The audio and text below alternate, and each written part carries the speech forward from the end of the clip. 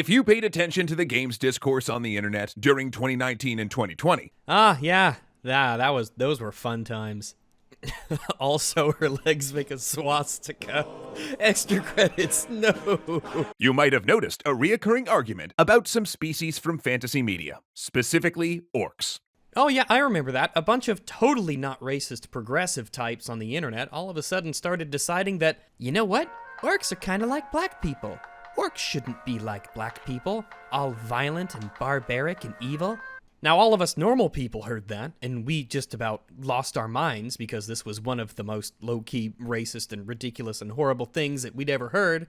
And we said, no, I'd never thought about that. I'd never even begun to consider that might even be a thing that could be a thing. Wow, y'all are kind of terrible. Can we just play our game? Can you go away? Now, not to worry. This episode isn't going to be just another member of the chorus talking about how if all orcs in a game are blindly evil, that it's racist. Oh, no, of course not. You're just going to extremely strongly imply it, and you're going to build this entire video off of that foundational assessment. And the person who you let guest write this episode has an entire YouTube channel dedicated to the racial injustice present in fantasy works of fiction. Instead, we want to discuss how that particular choice is simply bad game design. Dear God, what an incredibly stupid and simple-minded assessment. You didn't have to make this video. You know, you didn't have to. You didn't have to do this. You did this to yourself. Extra credits, you did this to yourself. No one forced you. You decided that this is the hill that you were going to die on, again, after the Nazi thing. This is a sequel to the Nazi thing, isn't it? You made that Nazi video, and the whole internet made fun of you for weeks about it, and then you were like, you know what, okay, all right, we've learned our lesson. We're masochists. Punch us in the face again.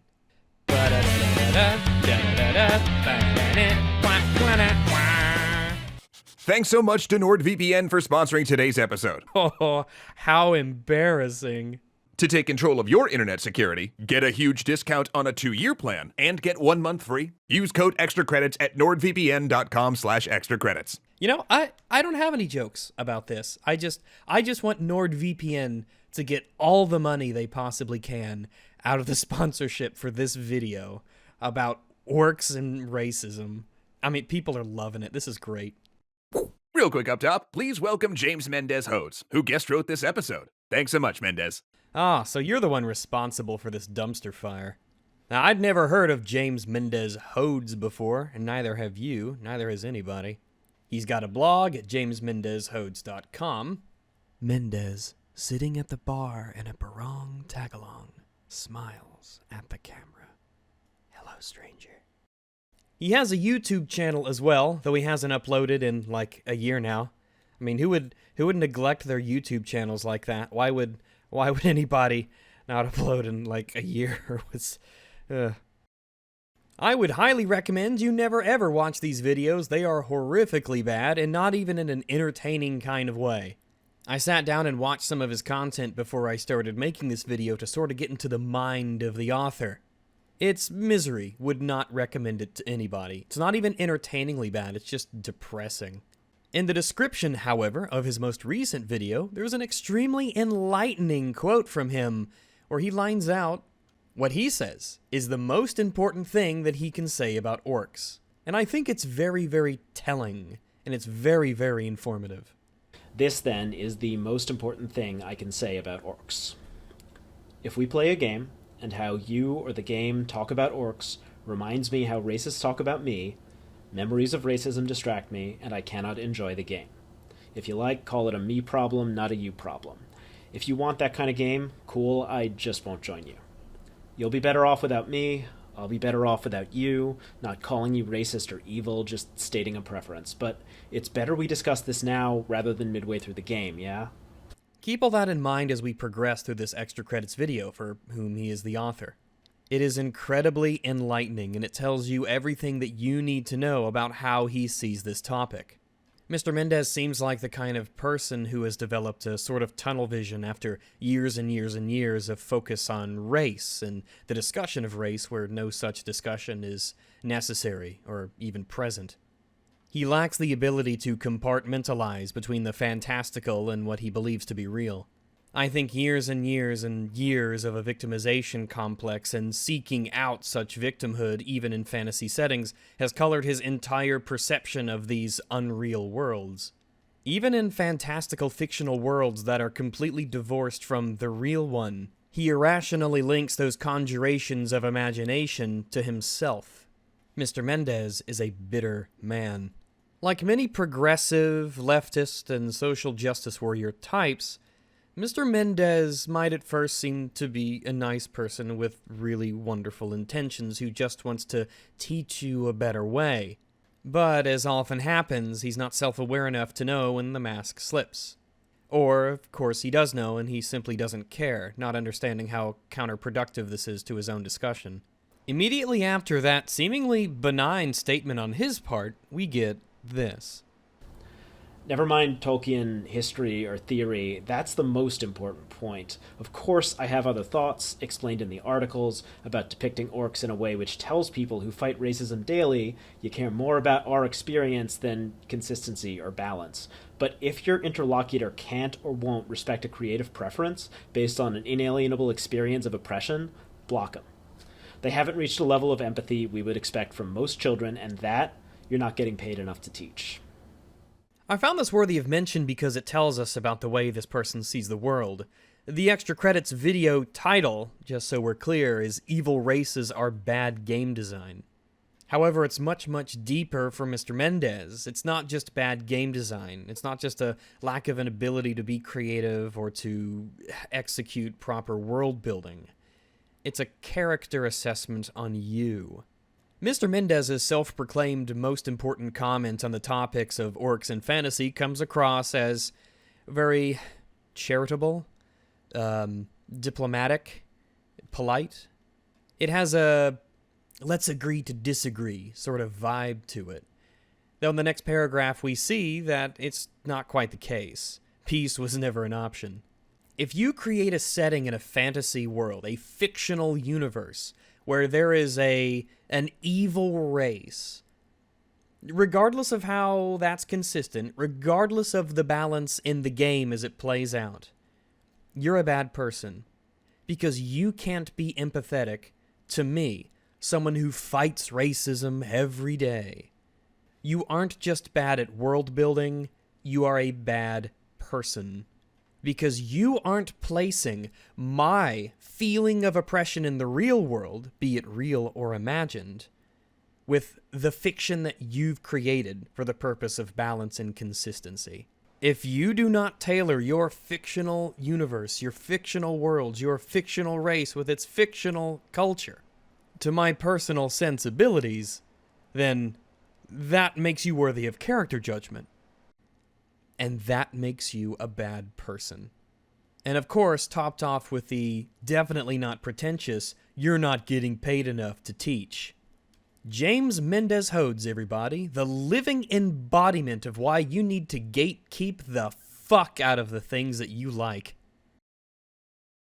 Much of the recent conversation on orcs points out that characterizing a whole species in your game as ugly, warlike, and malevolent might be harmful to real-world groups regularly mischaracterized as ugly, warlike, and malevolent. Oh, wow, that's an image that I had to look at today. Just so we're clear, YouTube, Susan, I do not in any way endorse or agree with extra credits or James Mendez Hodes. My video is a strict and strong rebuttal to them. Please no to monetize. Alright, I guess we'll start off with something a bit obligatory. If you see orcs in a fantasy setting, and your mind can't help but compare them to black people, I don't know, maybe keep that to yourself, you know? Maybe not all opinions are ones that you should share. Maybe just keep that a little secret that you never tell anyone, ever. Not a good look. The idea that people who play tabletop RPGs and video games are going to enact real-world hatred against black people because they saw evil orcs in a video game is some of the most insulting and asinine crap that I've ever heard. These people focus all the time on race. They see race as a key component of your very identity and who you are. They've internalized it so much that they project that onto other people. Nobody thinks this. No one thinks this. You made this shit up so that you could bitch about something. You made this up so that you could reach your spindly, nasty, gooey fingers into something that you could control, that you could exercise some authority on. It's just like everything else these fucking people touch. They want to take it away from you and turn it into something that they can control. I mean, if you look through James's Twitter, I wouldn't recommend it. He retweets a guy who's like, you know what? Maybe we shouldn't call the class in Dungeons and Dragons barbarians. It's very problematic. Like, actually fuck off. Go away.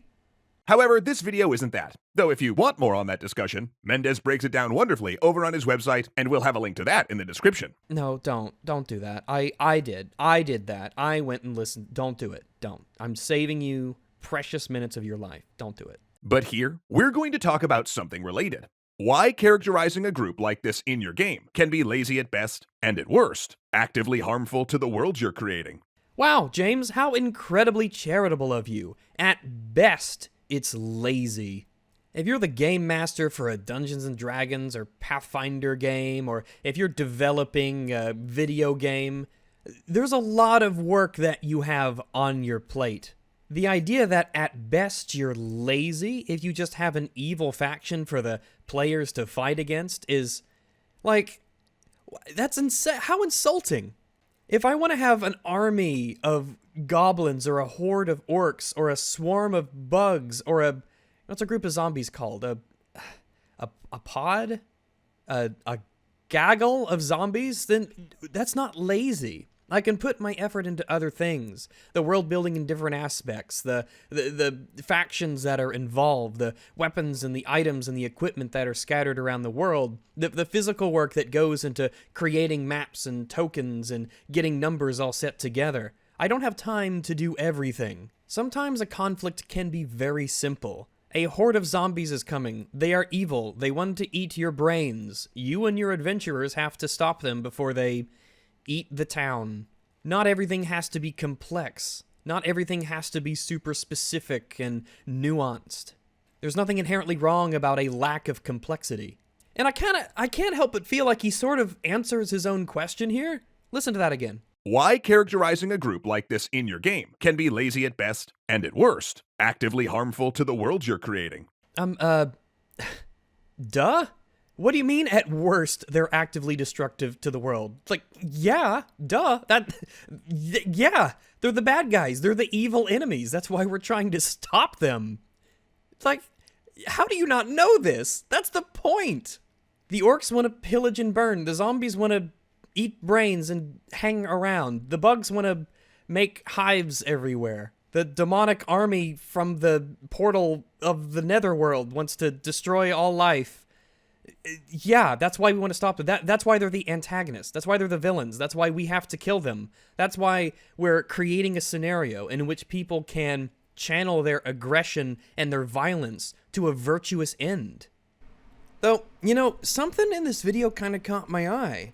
Look at that box full of super cool figurines this dude has. Or are those plushies? You know, there's a big burly orc there, there's the spoopy skeleton, there's a mighty dragon and a happy horny devil, but, you know, I just can't help thinking that this box of cool plushies is missing something. Like there's just, oh, you know, I think I know just the thing it needs, and it just might be the thing that you need as well. Oh my god, what's this? It's Rags the doggo! You have asked for it, and it's finally here. Your very own, soft, handsome, and forever snarky, impressive Sheeb that is now available for good homes like yours. Rags the Shiba Inu is here to stand guard wherever you need him, always ready to be at your side as you journey through and across the internet. So take courage against bad movies, bad arguments, and bad memes as Rags takes watch like the good boy he is. Just don't forget the head pats and the tummy rubs. But, why just have one Silent Guardian media critic when you could have two? The first generation of Every Frame a Pause plushies isn't complete without Rags' best buddy and co-host, Mauler. And not only will it look fantastic on your desk, you'll get a 10% discount for purchasing both of them. So, oh my goodness. No bad argument could ever escape such a pair of critical eyes. However, this is a limited time offer for a limited time run. Once this plushie set sale expires, it is gone for good. So get yours before they make like good movies and disappear forever. So grab a pair of plushies and help support our channels and our podcast, Every Frame a Pause. When designing a game's world and populating it with fictional species, a designer might be tempted to differentiate them from one another by certain inalienable qualities. Wait, what do you mean they might do that? They have to do that. That's how species work. That's how we differentiate all things from things that aren't those things. Like their moral alignment. Violent versus peaceful, law versus chaos, good versus evil, and the like. Yeah, sure. If you wanted to do that, then you could do that. Absolutely. That's a trait that you could use to differentiate things. Instead of morality being the conceptual thing that it is in the real world, you could make it a more concrete sort of essence that's built into the very being of creatures or the fabric of the universe. A kind of aura or magic. And does anybody find it a little unusual that the symbolic imagery, let's say, of him depicting evil is a stereotypically depicted It's a common trope in speculative fiction, but especially in the context of a game. Oh no, not games. I always knew they were up to something. Painting an entire species with the same moral brush actually weakens the entire thing. You are going to have to put in some hard work to convince me that's the case. And even your language is really skewed. It's not painting them with a moral brush. They are the paint. There was no brushing required. You didn't take a thing and then make them evil. Evil would be intrinsic to their very nature. It's like saying, oh, you're just painting all squares with a 4 equal sides brush. This idea that a certain subgroup, like race, nationality, or sex, has inalienable traits is called biological essentialism or simply bioessentialism. I'm not sure why you're bringing up nationality here. It's kind of muddying the waters from what the point is. We're talking about orcs as a species. If we want to get into nationality and culture, that's totally different. And I feel like you're going to use that to sort of obfuscate the point that everyone has a contention with. I think a lot of people would have an issue world-building-wise with the idea that a whole nationality is just inherently evil. That seems to make a whole lot less sense than biologically it is inherent to them as a thing that they are evil in this world. If somebody presented me with a fictional world and said, yeah, so there are orcs in my world and they're evil. They're a force of chaos. They were created by a god of darkness or violence and they're really evil. That's just what they are. It's the nature of the orc to be evil. I'd be like, okay. But I would have a much harder time believing that everybody inside of a nation was just inherently evil. I'd ask all kinds of questions like, can they not leave their nation? Are they brainwashed? Isn't that a cultural thing and it's not intrinsic? I don't know. And it's a valid way to talk about qualities like how many legs an animal has or whether it can fly. Well, yeah, that's how we're using it, James. Do you agree? But all too often, this concept gets misused in untrue statements, like pit bulls are a violent breed, men are more logical than women, or Asians are better at math. I feel like you're trying to take us on a weird detour to try and poison the well instead of focusing on the actual issue. Alright, let's take the pit bull one as an example, because it is YouTube in 2021. I ain't touching those other two. According to a 13-year-long survey in the United States of fatal dog bites by dogbites.org, despite the pit bull making up only 6.5% of the United States dog population, it's responsible for 66% of fatal dog bites. That doesn't mean that the breed is inherently violent. There are other factors that contribute to these statistics that don't have anything to do with inherent genetic qualities to the dog. Now, you clearly know that, which is why you used it as an example. Which makes me kind of wonder why you brought it up when it's not related at all to an orc in a fantasy setting who, as an inherent quality of itself, is evil or chaotic. Oh, and don't think that I'm not noticing how you're trying to lead us into thinking a certain way with the image that you use. Statistically speaking, pit bulls are by far the most violent dog breed that there is. But you're showing us a cute puppy pit bull playing with a tennis ball to try and lead us to think that that can't be true. I mean, look how cute it is. I mean, I'm not going to deny that puppies are super cute. But you know what else is cute? Lion cubs, hippopotamus calves? They're calves, right? Calves? Calves. Hippopotamus calves. You're using imagery to try and mislead people. Stop that. I can see through your amateur shit. Intentionally or not, you're making bad comparisons here. Just based on sheer statistics, which are descriptive observations of reality, sure, a pit bull might be violent more than any other dog might be violent. The York, however, if we're talking about moral essentialism, it has to be evil. It must be evil. It can't be any other way. If it wasn't evil, it wouldn't be an orc. It would be something else. If that is an inherent prescriptive trait of this fictional creature as it has been created, it must be evil. If it is an immutable characteristic of the orc, then removing its violence would turn it into something else completely. But if you tame a pit bull or raise a pit bull to be a sweetheart and it's never violent, it's still a pit bull. It hasn't intrinsically changed. Because that isn't a trait that defines what a pit bull is.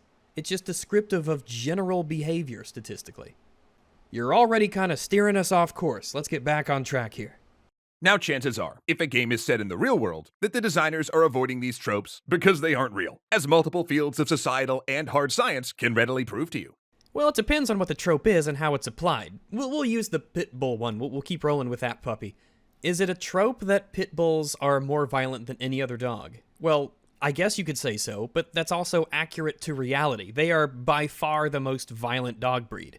I mean, again, this depends on how you're using the word trope in context of a real-world scenario, but let's say that in your world, pit bulls were extremely docile. They never bit people, they were extremely skittish and nervous and scared all the time. Yeah, that would go against the trope. You wouldn't, quote-unquote, fall prey to the trope of violent pit bulls. However, if you're trying to build a realistic world, going against that trope, that would be unrealistic. That's fine, by the way. There's nothing wrong about creating a quasi-fictional world where pit bulls are super docile. But if you purposefully chose to do that, and then also told me you're trying to have a realistic world, I would question your decision-making.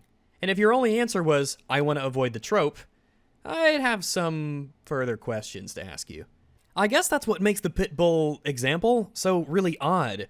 I went ahead and I looked up an objective study to find out that the pit bull was the most violent breed. Not that it's inherently violent, big distinction, but it is the most violent. I'm using science to support what could loosely be called a trope of reality. That's another potential topic you could have talked about. Is it a trope that the sky is blue and the grass is green? What makes a trope good or bad? Or are tropes totally neutral and it's about their execution? But speculative fiction offers us an opportunity to reify or make real various things which don't exist, or to exaggerate things which do. Yeah, in fiction, you can make shit up. I agree. Also, you'd better not be sculpting Muhammad there. Now, bioessentialism is a tempting idea in fantasy for some of the same reasons as it is in the real world. Oh, God. Because to our human minds, broad generalizations are comforting. They reduce the world to simple cut and dry categories. God, I feel like this is so dismissive and oversimplified. Yes, a lot of overly broad categorizations are bad. A lot of them are bad. It's not good to broadly categorize the stereotypes of genders or races. But to just say that it's for comfort is... Alright, so if I'm out on the street for Milwaukee's and I see a lion on the road in front of me, I'm gonna absolutely broadly categorize that lion as wanting to eat me. Yeah, sure, I can recognize that hashtag not all lions want to eat me, but you know what? I'm not gonna take my chances. I feel like some broad stereotypes can be really, really practical and useful.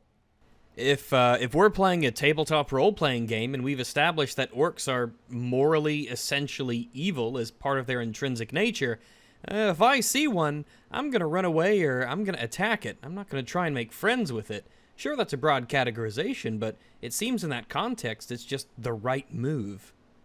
And I think it's kind of interesting in a video that's all about how biological essentialism is super bad, he goes into an example about how human minds work. Better be careful there, James. You don't want to get too close to biological essentialism now, do you? Or is it okay when we do it with humans? You're a confusing man.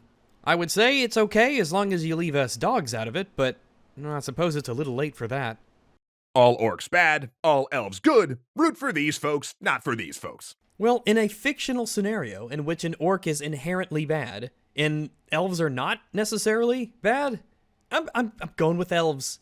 And I'm just as upset as everyone else as having to side with the filthy knife ears, but you know what? Sometimes you gotta make the uncomfortable choices. Look at his fucking face. He's standing there all smug, like he knows he's better than you. But just like in the real world, bioessentialism can present problems in fiction as well. Oh, yeah, I wouldn't want to hurt that fictional orc's feelings. That would be a hate crime. Stop right there, criminal scum! But you know what? Maybe I'm jumping the proverbial gun. Tell me, how does this cause issues in fictional worlds? You said it's bad writing and it's bad game design, and I'm all ears. As long as they're not knife ears. Specifically, a moral one. The idea that a sapient species can inherently tend towards good or evil acts, or lawful or chaotic ones. That's fine, though. That's okay. It's fiction. It's not real. We can distinguish between fantasy and reality. At least most of us can. You should come over here. Actually, don't stay over there. Freak. And that moral essentialism actually undercuts the greatest strength games can bring to storytelling. Yeah, well, that's a pretty big can there. Can this sense of moral essentialism undercut video game narratives? It can. It also might not at all. Your extra credits, you should know this shit better than everybody. You'd think. All the years y'all been droning on about it. You think the only moral components in any narrative come specifically from the morality derived from the antagonistic force? Not the interpersonal relationships of the protagonists or the quote-unquote good guys in a story? Not from the people they meet and the struggles they have and any of that? Like, why would you think that? Are you so incredibly lacking in creativity? You think that morally, essentially evil antagonistic forces just disqualify the entire work from having incredible complex moral dilemmas and discussions and choices that have to be made? The Darkspawn in Dragon Age, they're evil. It's what they are. They're forces of evil who want to destroy the world. You telling me that Dragon Age lacks moral choices? Are there no moral choices in Mass Effect because the Reapers are evil? Man, remember when BioWare wasn't shit? And a big part of this discussion has to do with tabletop role-playing games, Dungeons & Dragons, Pathfinder, etc. If you're a game master and you have an evil enemy that's just inherently evil and you still can't find a way to introduce moral choices to your party, I mean, I don't know. I guess you're just shit at storytelling, I guess. I don't know what else to say. Not that you even need moral choices. If you just want to get people together and kill orcs in dungeons, but fucking go for it. It's your game. Have fun. That's the number one rule, right? Make sure everyone has fun. And if fighting morally, essentially evil orcs is your idea of fun, go for it. You have done nothing wrong. The players own power to make meaningful, interesting choices and judgments for their characters, including moral ones. So if a game's creative choices apply a moral valuation to every member of an entire species before the players even meet them, well, now that's just taking that power away from the players. Wow, this is bizarre. So a limitation is essential to having a challenge. You have to have limitations for there to be challenges to overcome.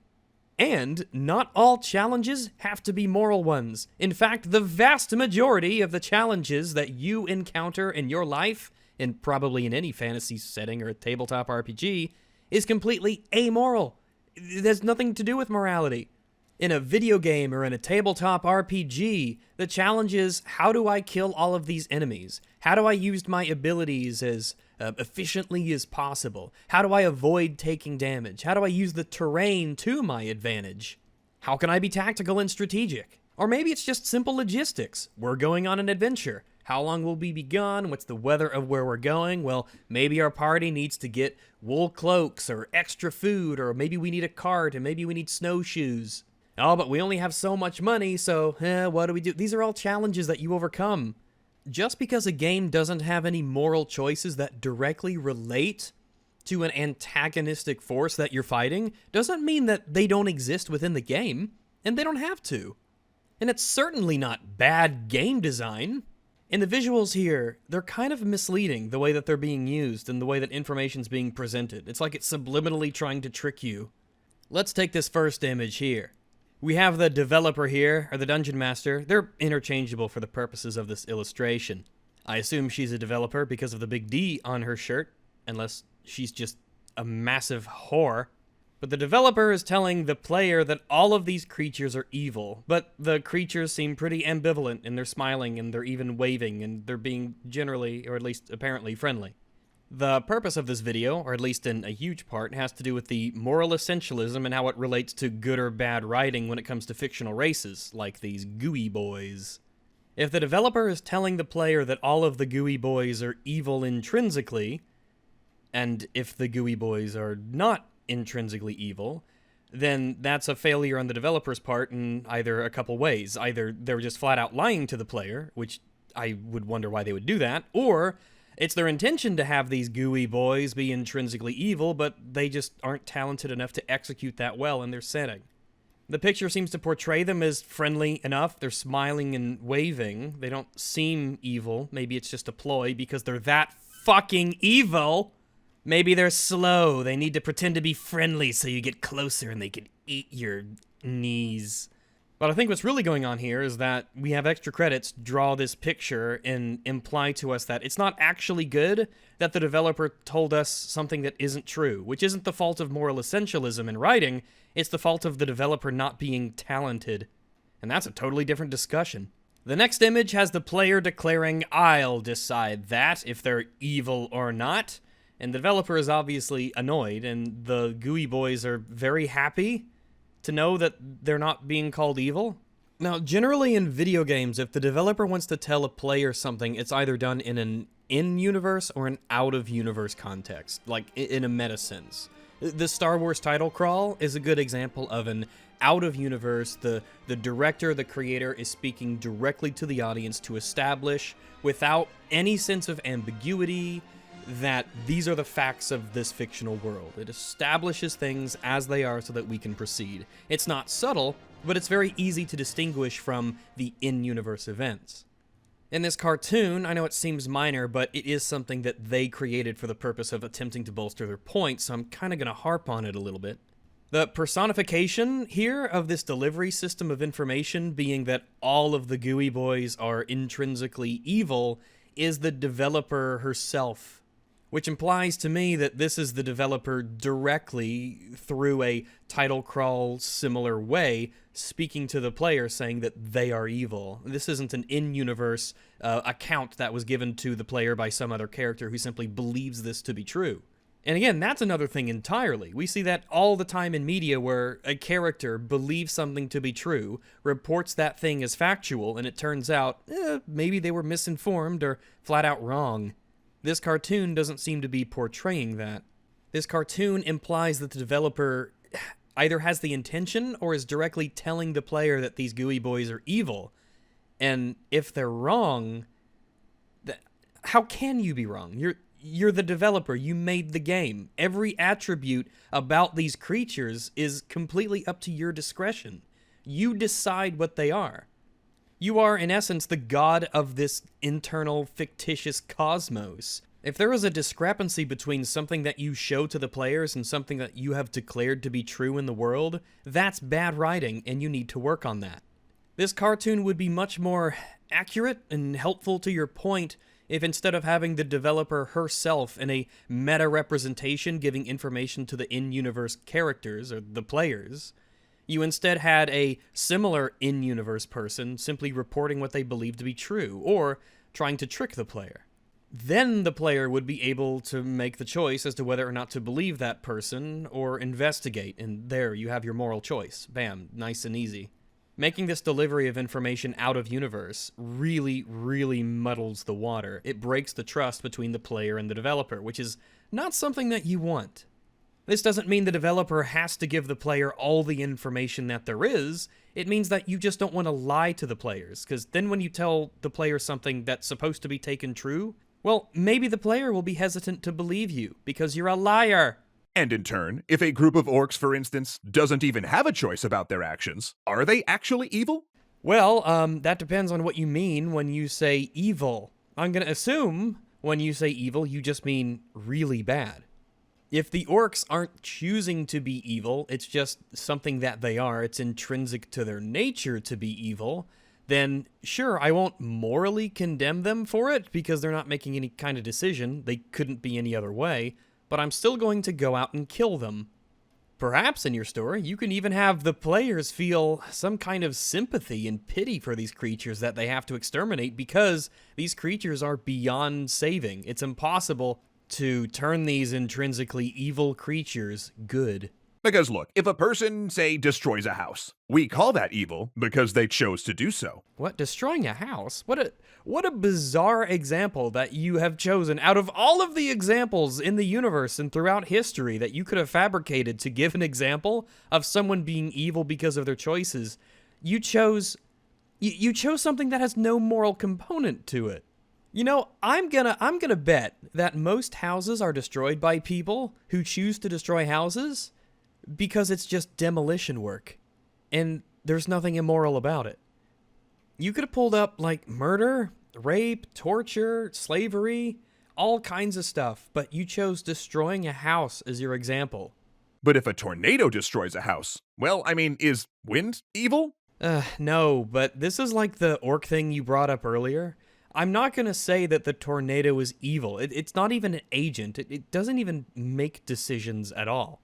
And just like the orc thing, I'm still going to do what I can to stop tornadoes, if that's a thing. If there was a weather machine that I could use to stop tornadoes from happening, then yeah, I would kill, quote-unquote, tornadoes. And I'm still going to run away from tornadoes or take shelter from tornadoes. And I'm from Arkansas. I know all about that tornado life. No.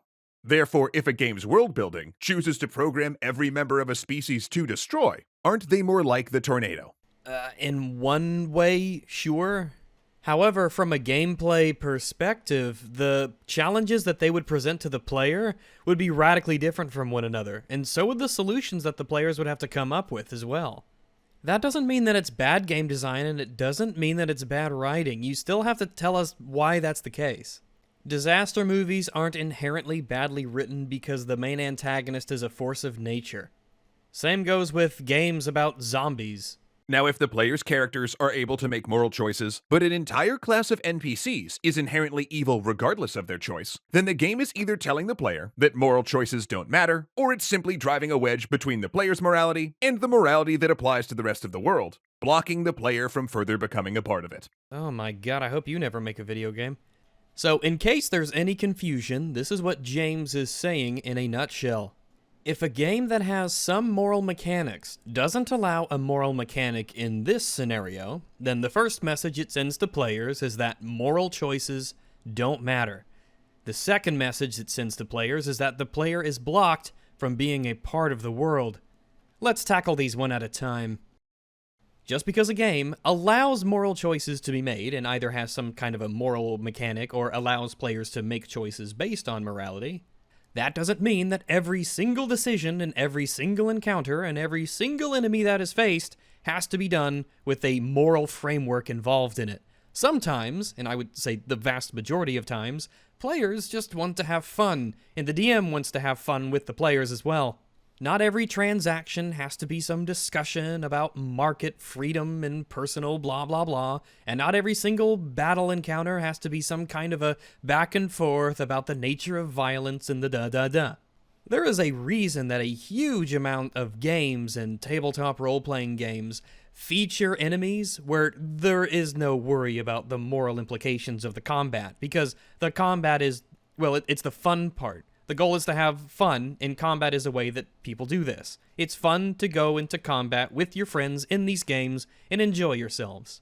It would be completely unreasonable for players to expect that every single encounter, decision, transaction, and what have you would have a deep moral or philosophical component to it. That would be exhausting. Now, if players really do want to have a campaign or a game or a story where that was a part of it and that was kind of the design, then go for it. I can see how that might be appealing in limited doses. But for most people, it's not a concern. Moral decisions are made within limited frameworks that the DM constructs for certain scenarios so that the players can talk about it and roleplay their characters and have some nifty discussions. It is simply not going to be fair for the DM, who's putting in a lot of work and a lot of effort constructing these worlds and scenarios for the players, to have to do this for every encounter, all the time.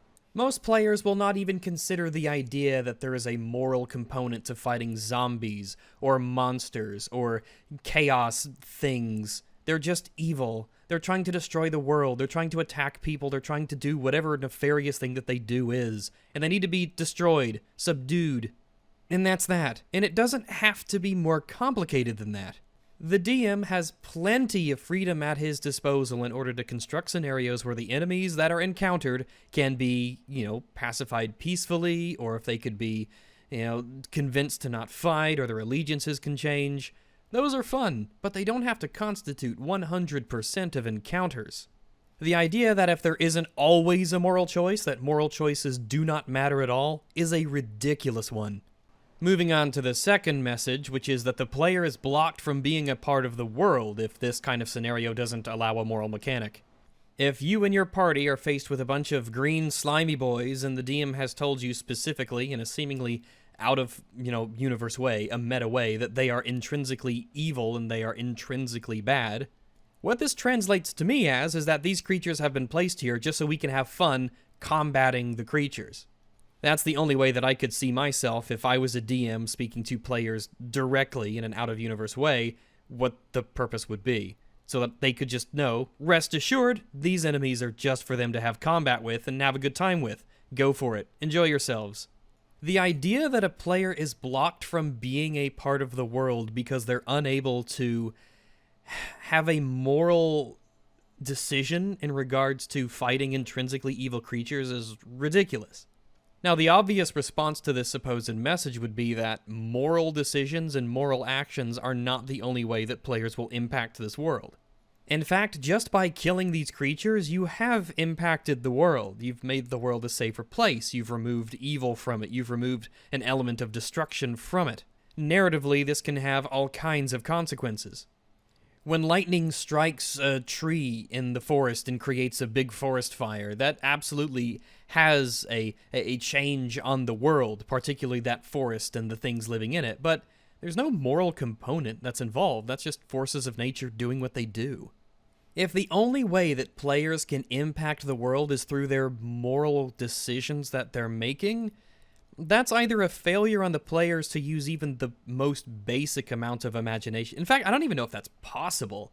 It's certainly a failure on the DM if the world is set up, and I don't even know how you could construct this scenario, actually. I was trying to think of hypotheticals, but I got nothing.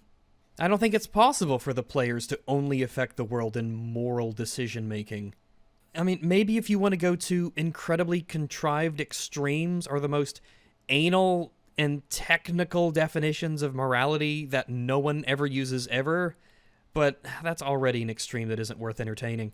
What's so strange is that James Mendez Hodes has apparently devoted a great deal of his life to thinking about these things, and yet it feels like he hasn't thought about them at all.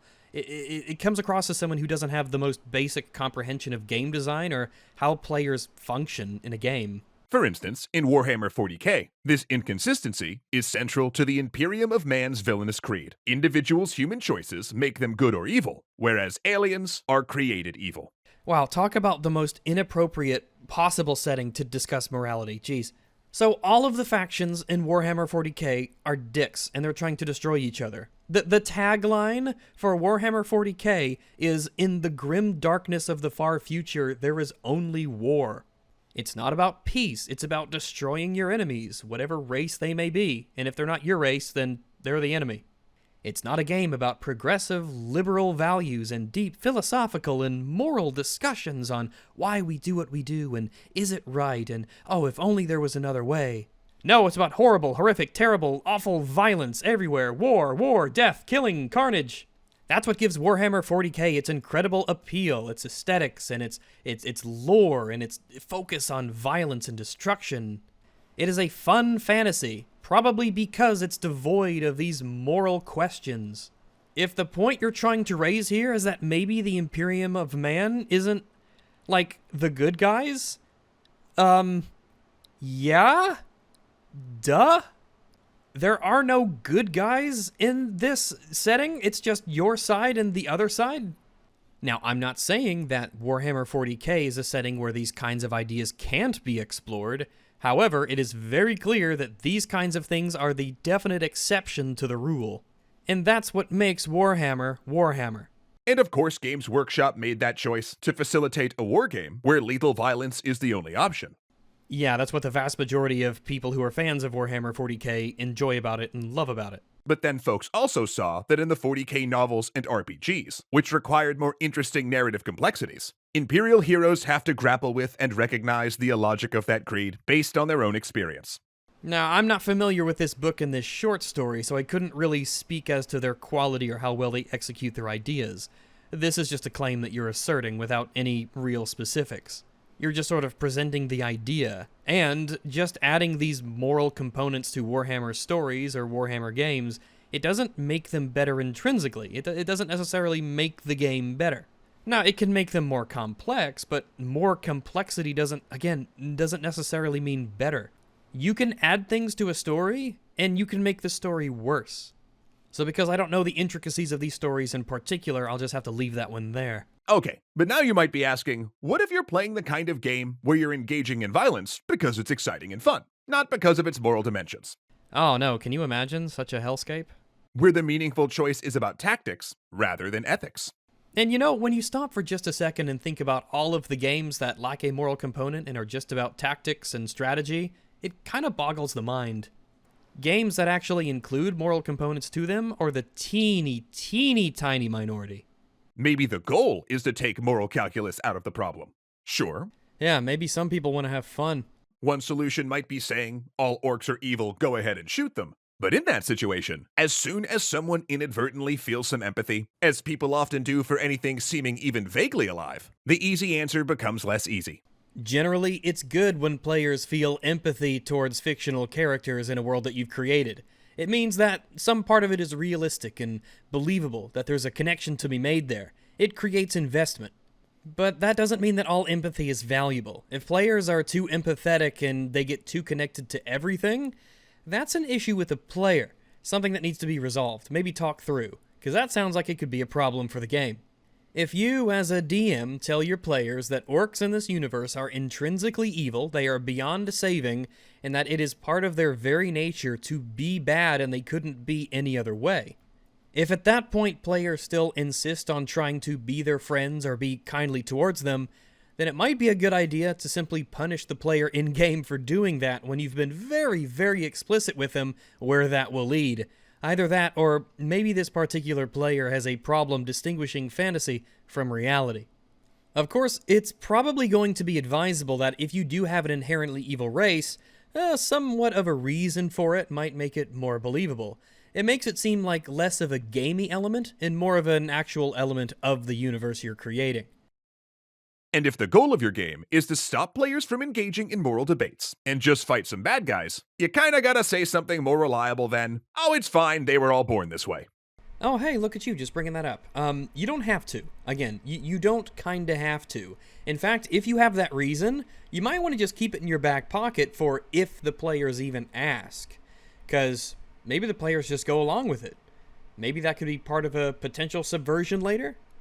The point is, you do not need this. It might not even be information that's available to the denizens of the world that your fiction is taking place in. However, it could help. Fortunately, the real world's made progress on this problem, because sometimes in this day and age, people actually bear visual signifiers which say, I'm evil, not because of where I was born, but because of the choices I've made. Oh, I don't like where this video's going at all. Such as Nazi uniforms and clan hoods. I'm not really surprised at all that James Mendez Hodes was able to bring up Nazis and the KKK in a video that talks about orcs and tabletop RPGs. Honestly, it's probably all he thinks about. I think it was Abraham Lincoln who said, "Do I not destroy my enemies when I make them my friends?" When I take people and change them into something that I like, perhaps. A redemptive form of combat, if you will. There is a time to wage war. There is a time to take up arms. There is a time to take to the streets.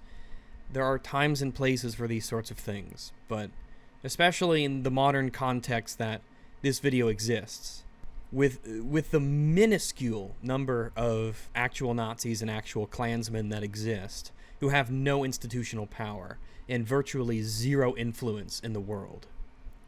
The greatest manifestation of these two characters is in the conjuration of the boogeymen that they represent, or far in the past in history.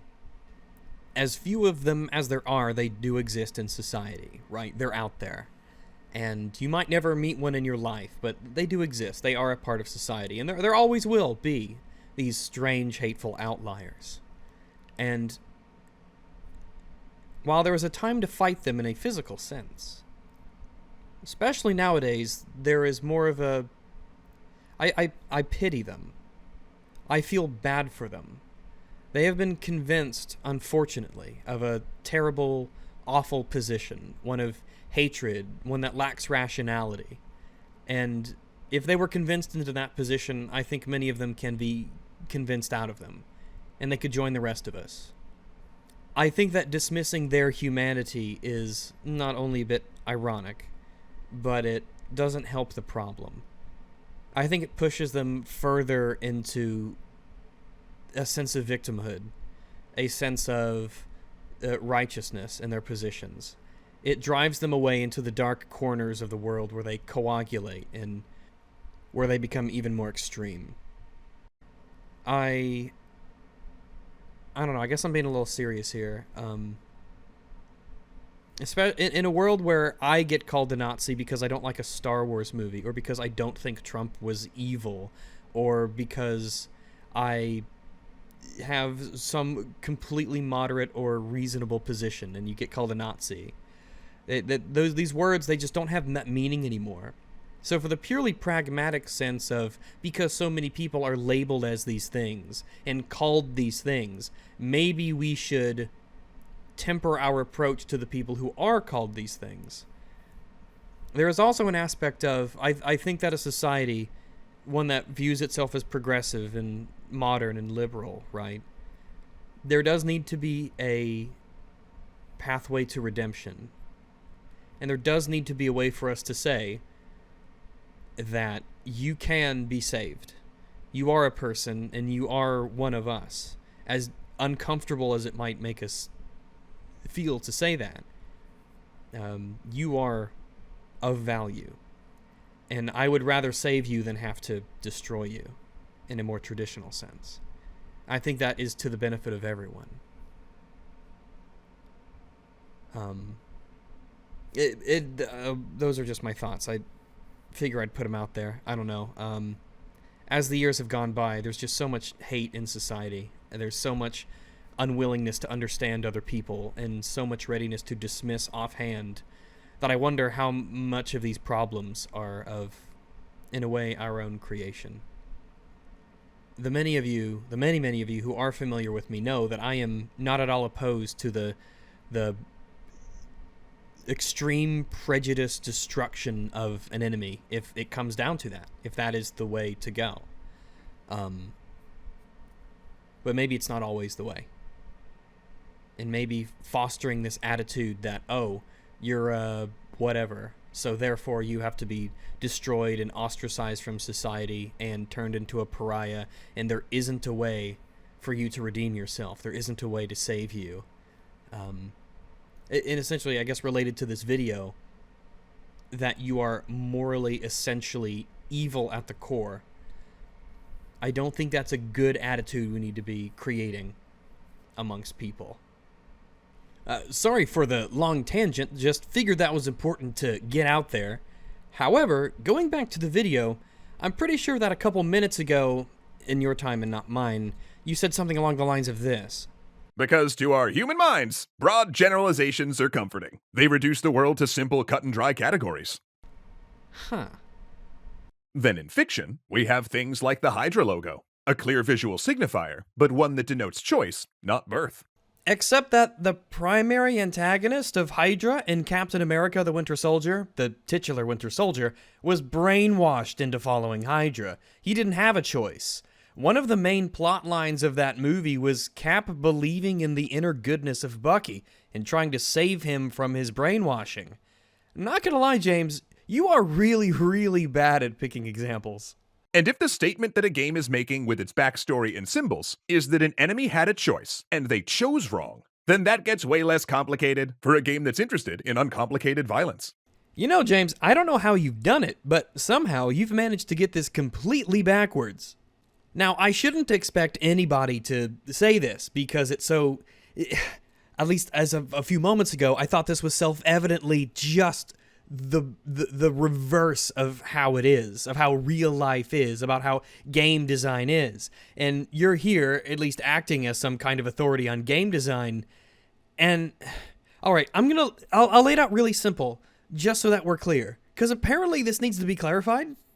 According to James Mendez-Hodes, the writer, and extra credits, they seem to support the things he says and recommend it. If a creature chooses to do evil things, they even say if the creature chooses wrong, then that's uncomplicated violence. That's simple violence. But if a creature is evil by its nature, well now, that's complicated. And this is totally the reverse of how it is. Now, in the real world, and how writing and morality actually function, is that if a creature chooses evil things or chooses the wrong thing, well, violence against them, that's potentially very complicated. And if a creature is evil by its very nature, well, that simplifies acts of violence against them considerably, because they're evil intrinsically. I guess I'll explain this for the 4 people on the planet who don't get it. And it's sad because extra credits and Mr. Hodes, I guess they're among them.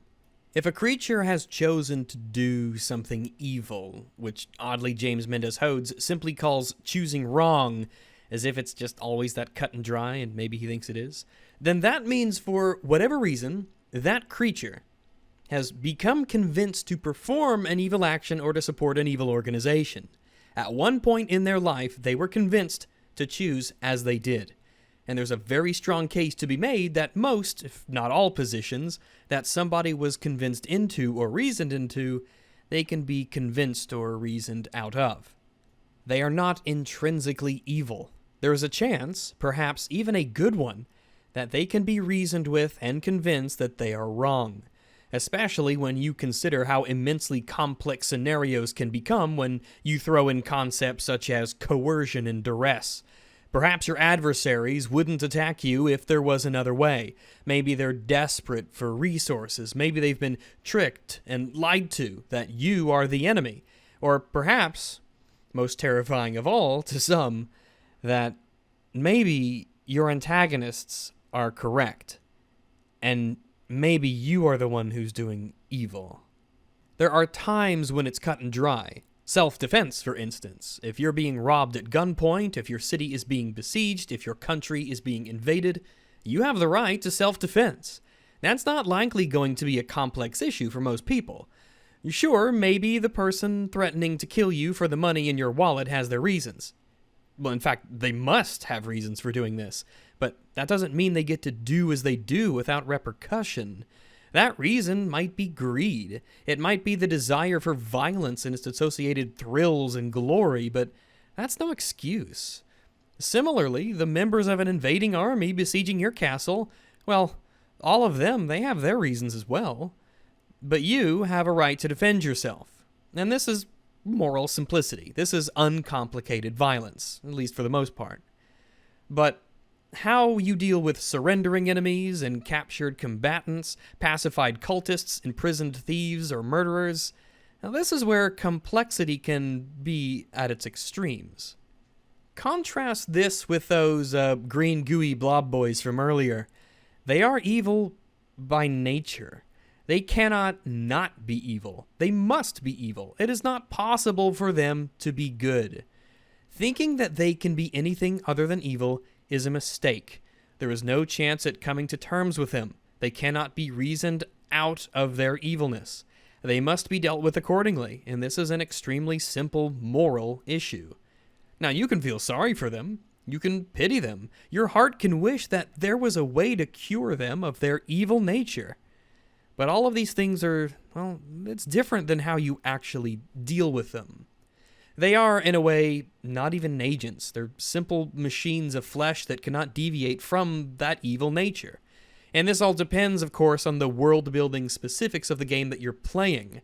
If you're playing an RPG and your game master tells you, from one player to another, that the gooey slimes are horrible monsters who know only evil, and you choose to attempt to parley and to reason with them, then you are a fool, and you will be laughed at when you get what's coming to you. Creatures who have chosen evil, or seem to have chosen evil, there is a chance at redemption, potentially. Sometimes that chance is minuscule. Sometimes that chance is extremely likely. Sometimes good men can be tricked or pressed into performing evil deeds. Imagine you're walking down the road and nearby town guards see you and your adventuring party, and they mistake you for a wanted criminal, and they try to arrest you based on what's potentially a very honest mistake made with real justice in mind. Attacking them and killing them all in retaliation to avoid potential jail time, well, that's far, far, far more morally complicated than, say, defending yourself from an attack from an otherworldly demon seeking to feast upon your mortal flesh. Let's take the example that Extra Credits is using for their illustration. It looks to be an innocent person is about to be sacrificed at an altar to some cultists as an offering to some dark god or whatever. If you're that guy's friend, or really if you're just anybody, then yeah, you're morally in the clear to kill the people to save his life.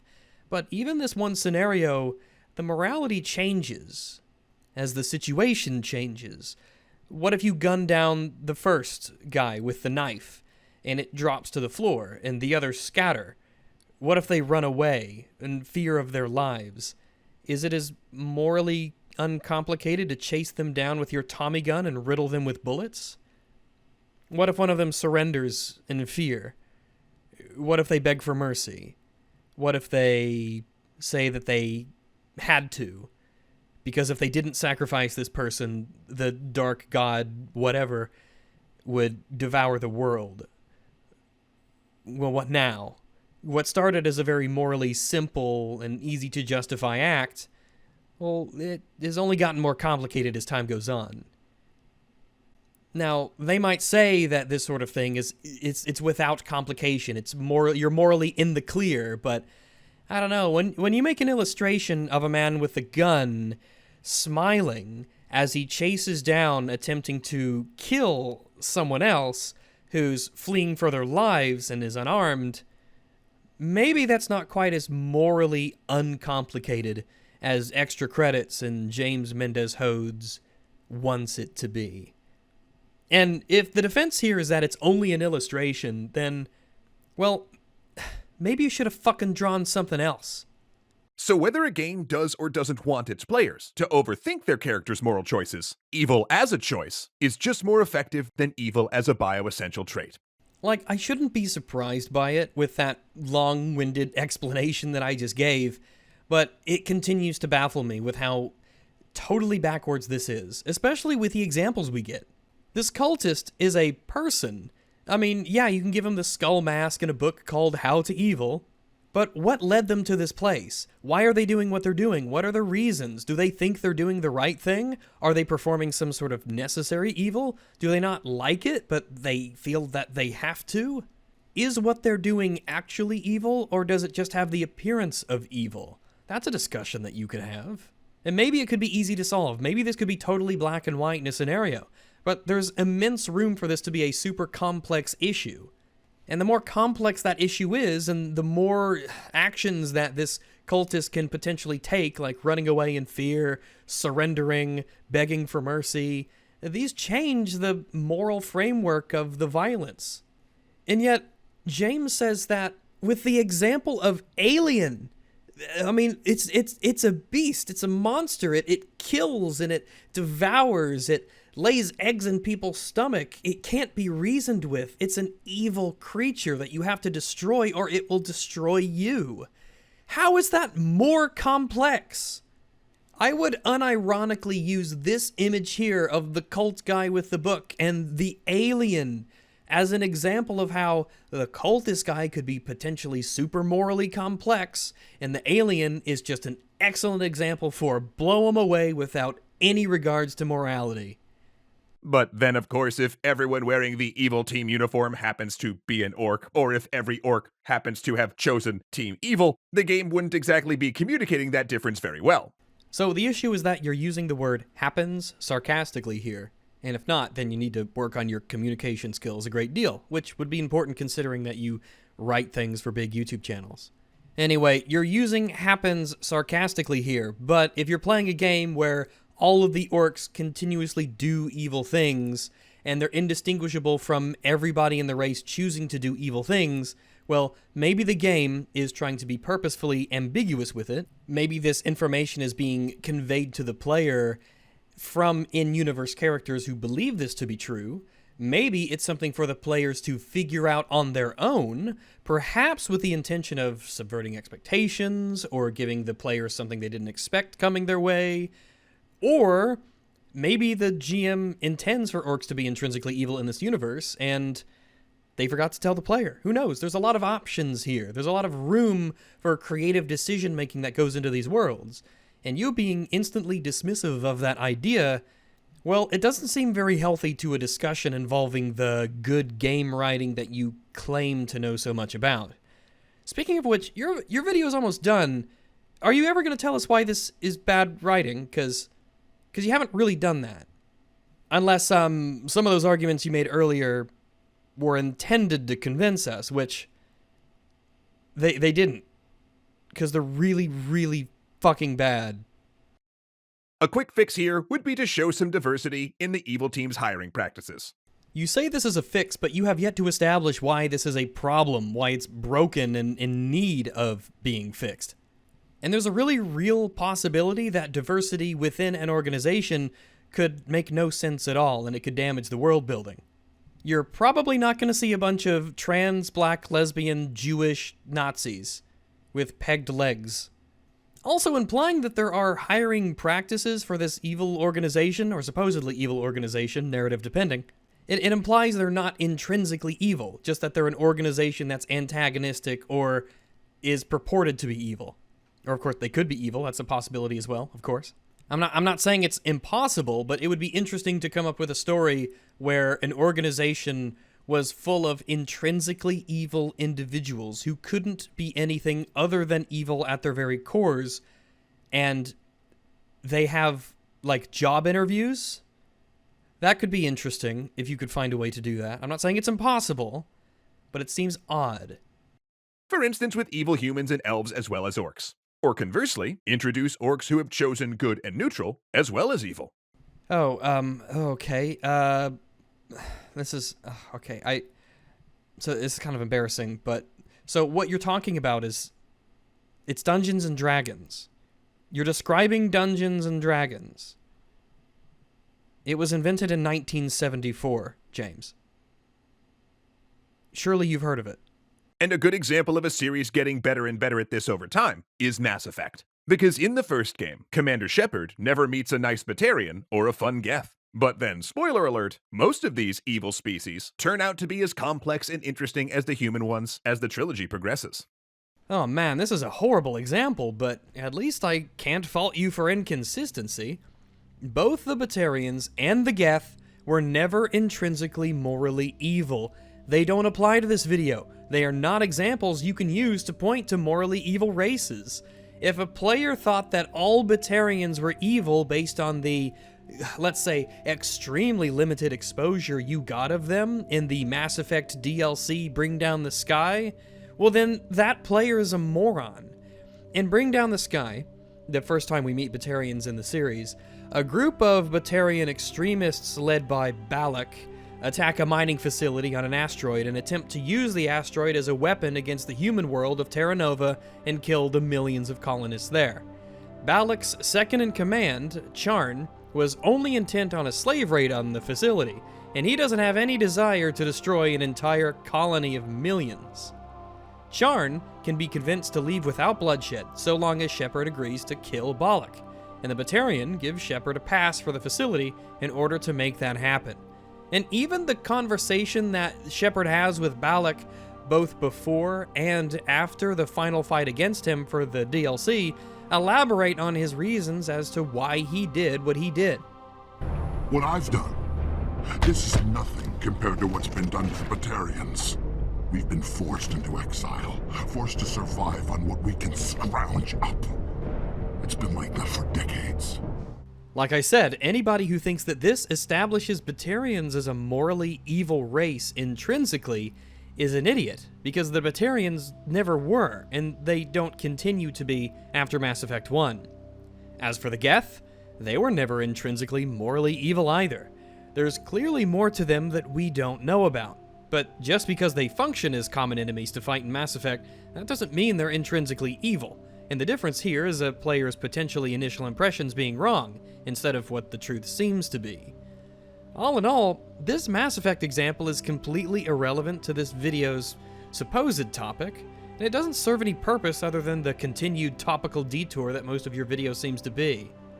Batarians and Geth were never intrinsically evil. The issue of moral essentialism does not apply to them here, particularly in terms of whether the writing and design is good. Also, fuck me, this menu screen, that nostalgia hits me right in the heart, I guess? That's where nostalgia comes from, right? The heart. Broad moral generalizations about species or culture not only doesn't make internal sense. In this video, you said flat out that moral essentialism was bad writing and bad game design. You have not even approaching explaining how that's the case. You asserting that you did, it doesn't make it so. With the practically infinite amounts of internal worlds and fictional universes that can be conjured up through the imagination, how you can say so confidently and blatantly that moral essentialism is just bad writing, it baffles me. I have no idea how you could possibly make that claim in confidence. I don't know. But it also leads to less evocative, less rewarding worlds and games. You know, maybe there's an alternate universe where you presented some evidence for that claim, but it's not this one. But we can solve that problem by following our best creative instincts. Okay, you guys want some writing advice from me? Don't trust your instincts. Your instincts can be really crappy. Your intuition can be dumb. Your gut feeling can be totally wrong. If you want internally logical and consistent worlds, you're going to have to work for it. You're going to have to really think about it. It's not something that you could probably just do on the top of your head. Chances are your base instincts or your intuition is probably not going to be enough to just create one of these worlds that's logically airtight and internally consistent. Write it, draft it, redraft it again, keep redrafting. Try to poke your own holes in it. Try to get a devil's advocate to see if they can break it. Don't just trust your instincts and write something down and go with it because you followed your heart or whatever. Writing, good writing, internally consistent and logical writing that makes sense, that's difficult. It's hard to do. That's why so many shows and movies and games can fail at it so often. To diversify, deepen, and complicate the worlds we create and its denizens. This way, players won't be incentivized to make snap judgments about our game's orcs or aliens or undead based on moral absolutes or body types. No. You did it again. You did it with a Mass Effect thing just a few moments ago. The moral essentialism of an orc, or a goblin, or a beastie, or a monster, or a summoned demon, or a zombie, or a skeleton, or whatever it is, the moral essentialism of that creature, that is different than how the players, or even the characters in the in-game characters, the NPCs in that world, perceive those creatures to be. The claim of this video is that moral essentialism is bad game design and bad writing. You have not shown how morally essentially evil creatures cannot be logically consistent with their universe, how their worlds can't support that. All you've done at best, and I'm being very generous here, all you've done at best is establish that maybe a player could jump to conclusions and think that about a creature who isn't intrinsically evil. The attempts at arguments that you've made to establish otherwise have been pathetic and on their face worthless. You should have tried harder. You should have not listened to your own advice, not gone by instinct. You should have redrafted this. You should have devil's advocated yourself. That's a verb, right? You know what I mean, which means it works.